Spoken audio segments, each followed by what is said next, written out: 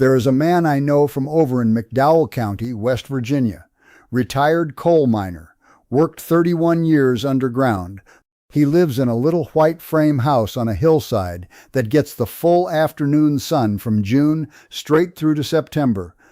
The kind of sun that turns a tin roof into a griddle and makes the upstairs feel like the inside of a bread oven by 2 in the afternoon. I drove out to see him on the hottest day of last July. 94 degrees. My truck thermometer said 97 on the blacktop coming up his road. I knocked on his door, expecting to walk into a wall of heat. He opened the door, and a breath of cool air came out. Not cold, not machine cold, but cool. The way a spring house feels when you step in out of the sun. The way a root cellar feels in August. Real cool, the kind your body recognizes and says thank you for. I stood in that doorway, and I said, "Where is your window unit?" He laughed and said he had not had one in 11 years. I want to tell you what I found in that house. I want to tell you what he showed me. I want to tell you what it cost him. And then I am going to tell you the part of this story that should sit uneasily with you, which is that what he had on his windowsill that afternoon was not a secret. It was never a secret.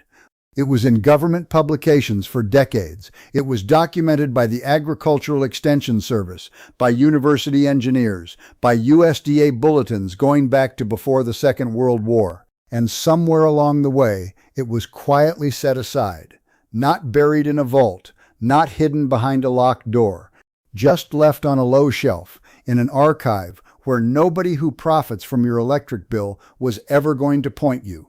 By the end of this, you are going to know exactly what to put on your windowsill this weekend. It will cost you $7. It will work in a bedroom, a back room, a chicken coop, a camper, a workshop, any space that has a window and a breeze. And it will keep working for the rest of your life for the cost of a cup of water every morning.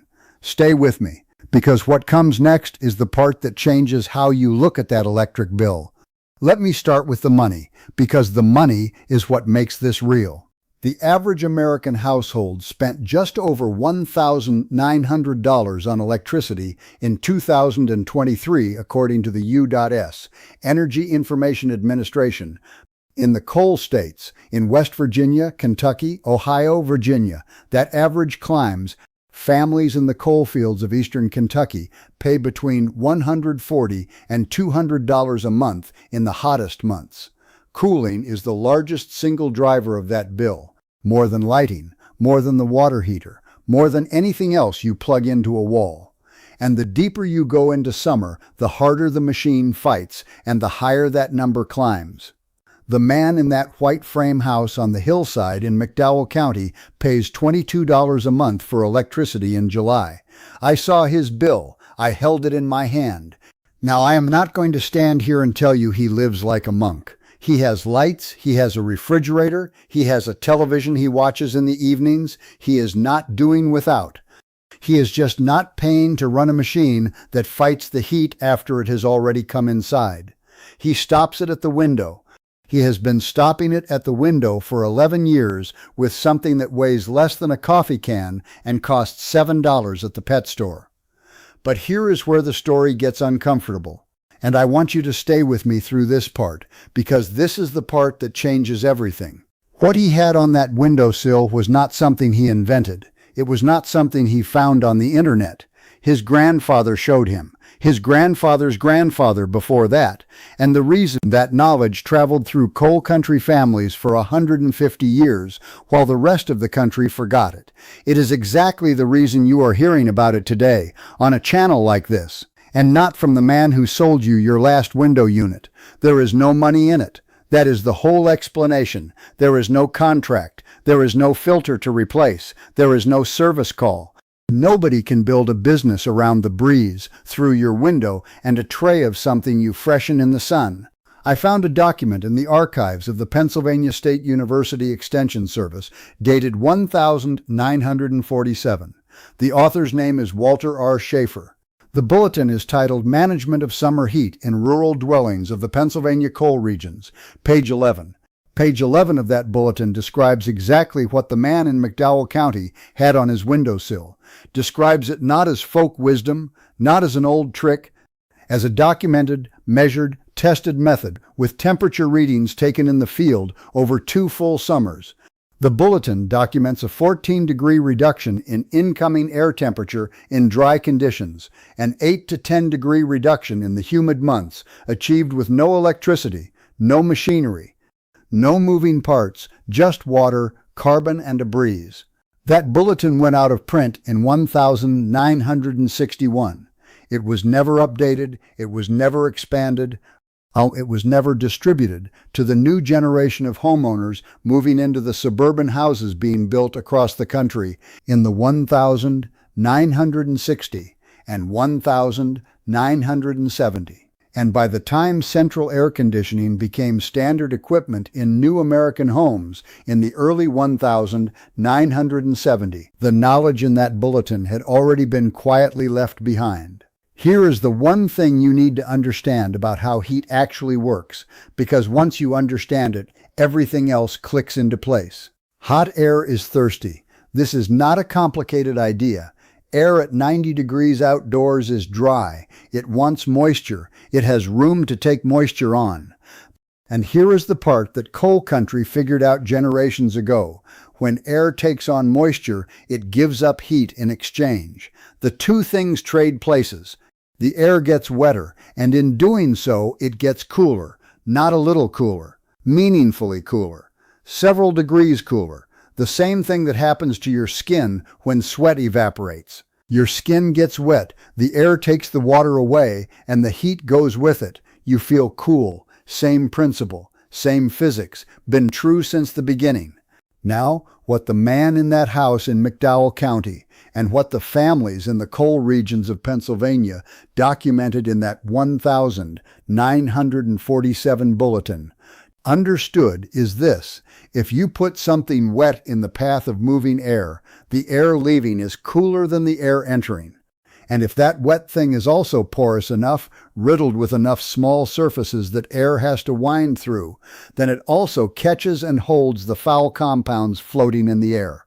The stale smell, the ammonia from animals, the thick, closed-up air of a room that has been shut too long. It grabs those things and holds them. That wet, porous thing is activated charcoal, not the briquettes you cook with. I have to be very clear about that because it matters. The cooking briquettes are pressed material, held together with binders. They are not the right thing, and they will not work for this. What you want is activated charcoal, the loose black granules. You will find it cheapest in the aquarium section of any pet store sold for fish tank filters. A bag runs between $5 and $8. The same material is sold as horticultural charcoal in garden centers. Any of those is right. Here is what makes it work. Activated charcoal is processed in a way that creates millions of tiny passages inside every single granule. If you could take one handful of it and unfold all those little tunnels and lay them flat, the surface area inside that handful would cover a space larger than a basketball court. Every one of those passages holds moisture. Every one of them grabs and holds the compounds in foul air as the air passes through.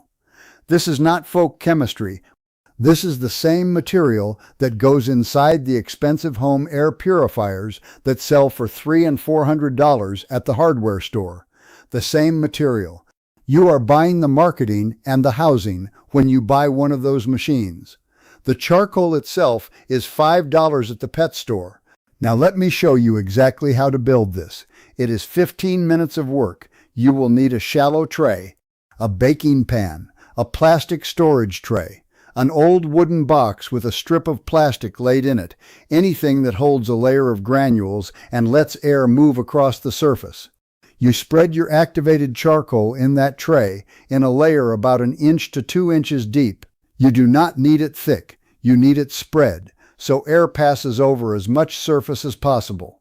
Then you wet it, pour clean water over it until it is soaked through. Let it sit a few minutes to drink it in. Then tip off any water that has pooled in the bottom. You want it like a wrung-out cloth. Damp all the way through, but not sitting in standing water. Standing water does not evaporate into the air. Damp charcoal with air moving across it does. And now the part that most people get wrong, and it is what separates a curiosity from a system. You do not set it in the middle of the room. You do not set it on the coffee table. You set it at the intake, right in the window opening or directly in front of the screen where the breeze comes through. The air entering the space has to pass across the damp charcoal before it reaches you. That is the whole trick. Air moving across the wet surface picks up moisture, cools slightly in the exchange, and loses its foul compounds to the charcoal. What comes out the other side is cooler and cleaner both. In a room with a cross breeze from two windows, the tray goes in the intake window, the one the air comes in.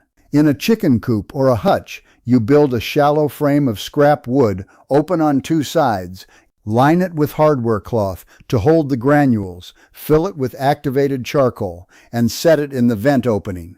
Every breath of air your animals breathe comes through that charcoal first. Cooler, cleaner, the ammonia that builds up in litter and bedding gets pulled out before it reaches their lungs. Now I am going to be honest with you about the cooling because there are people on the internet who will oversell this and I will not. What I have described is not a replacement for central air conditioning on the hottest, muggiest day of an Ohio August. I will not tell you that. The cooling effect depends on how much room the air has to take on moisture. In dry climates, in the high plains and the mountain west, the cooling is dramatic, several degrees, enough to feel like a different room. In the humid east, in the river valleys of West Virginia and Kentucky, the air is already carrying moisture on the worst days, and the effect is gentler. A couple of degrees, enough to take the edge off the worst heat at the window. The air cleaning, the pulling of stale and foul compounds out of the air, works everywhere the same. Climate does not change that part. The charcoal grabs those things regardless. And there is one honest safety word, and I will not skip it. Damp charcoal in an open, breezy space, a room with windows open, a coop with vents, a barn that moves air. This is perfectly safe and exactly right. What you do not want is a large bed of damp charcoal sealed up in a small, closed, unventilated space with no air movement. In a shut-up room with no breeze, over time the charcoal can pull the oxygen concentration down. So the rule is simple, and it is the same rule that makes the whole thing work anyway. Keep the air moving. Open window, open vent, cross breeze.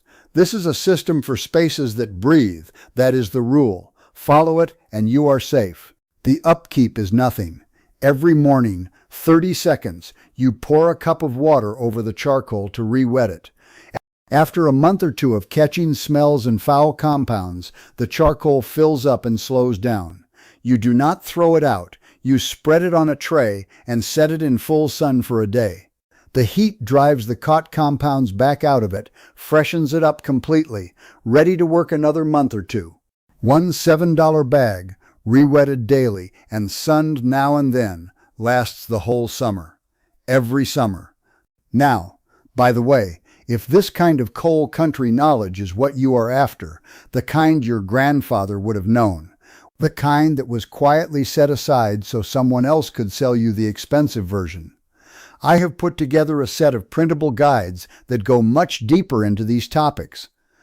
The Coal Country Secrets Bible, the Appalachian Home Repair Guide, the Off-Grid Living Manual. A number of folks have been finding real use in them. Now let us get back to the part that I promised would sit with you. That 1,947 Penn State Extension Bulletin I mentioned, 14 pages, field tested, temperature logged, distributed across the coal regions of Pennsylvania and into the West Virginia coal fields. You know when it was last referenced in a government publication? 1,958. A USDA home management circular that mentioned passive evaporative cooling for rural dwellings, cited the Penn State work, and recommended its use for families without access to mechanical cooling systems. After 1,958, nothing. not in one subsequent extension bulletin, not in one home efficiency guide published by the utilities, not in one building manual distributed to the new developments going up across Appalachia in the 1,960 seconds. The knowledge was not banned. It was not legislated away. It was simply allowed to go quiet while something louder and more profitable took its place. The first room air conditioner designed for wide residential sale hit the market in 1,953. The appliance industry sold 4 million of them in 1,955 alone. By 1,960, they were selling 8 million units a year. Each one needed to run on electricity purchased from the local utility. Each one needed to be replaced every 8 to 12 years. Each one needed a service contract. The industry built around it. The manufacturers, the utilities, the installers, the retailers had every reason to let what was in that 1,947 bulletin stay quiet on a university archive shelf. Not one of them ever needed to make a phone call about it. They just never mentioned it. They just kept selling the loud, cold, profitable machine. And the families in the coal regions who could not afford the machine, the ones still living in the company houses in the hollows on a miner's pension, they kept doing what they had always done. Wet cloth, damp charcoal at the window, cross breeze through the house at night. They kept doing it because they had to, and because they had to, they never lost it. They passed it down the way coal miners pass down everything that matters, not in a book, in a house, in a practice, in a tray on a windowsill that the children watched their grandmother tend every morning. That is where I found it, not in the archive, though I am glad the archive confirms what I found. I found it in McDowell County, West Virginia, in a white frame house on a hillside in 94-degree heat, in a man who learned it from his father, who learned it from his, a man who has not paid a summer cooling bill worth speaking of in over a decade. $22 a month in July. That was his electric bill. You know what the average family in his county pays? $163. That is not a guess. That is the average residential bill published by the West Virginia Public Service Commission for the summer billing period. The difference between $163 and $22 is $141 a month. Over 4 summer months, that is $564. Over 10 years, that is $5,640. All of it handed over to a utility company for electricity to run a machine that fights heat at the back end after it has already entered your home. $5,000 over 10 years for the price of replacing something you could have stopped for $7 at the window. That is the dollar amount. That is the number that explains why a 14-page extension bulletin from 1,947 was never updated, never reprinted, never handed to the new homeowners moving into those coal region developments in 1,965 and 1,975 and 1,975 and 1,975 and 1,975 and 985. Someone made that $5,000, and it was not the family in the house. Here is what I want you to do this weekend. Go to the pet store. Buy a bag of activated charcoal, the loose black granules from the aquarium section, $5 to $8. Pull out any shallow tray from your kitchen, a baking pan, a plastic storage bin, anything that holds an inch of material. Spread the charcoal in the tray, wet it down, tip off the extra water. Set it in the window where your breeze comes in, not in the middle of the room, at the intake. And then open a window on the other side of the house to give the air somewhere to go. Do that tonight. Check your thermometer tomorrow morning and compare it to what it read last night. Tell me in the comments below what you found. Tell me your state. Tell me whether you have dry heat or humid heat and what drop you measured. I read every single comment, and what you report back from your own places is the reason I keep recording these.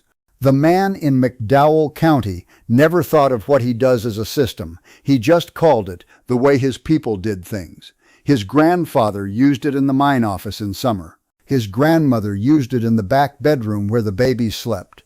His father put a tray of it in the dog pen during the heat of August. They never stopped because nobody ever sold them a reason to stop. Nobody ever came to the door with a contract and a payment plan for a charcoal tray. That is the whole of it.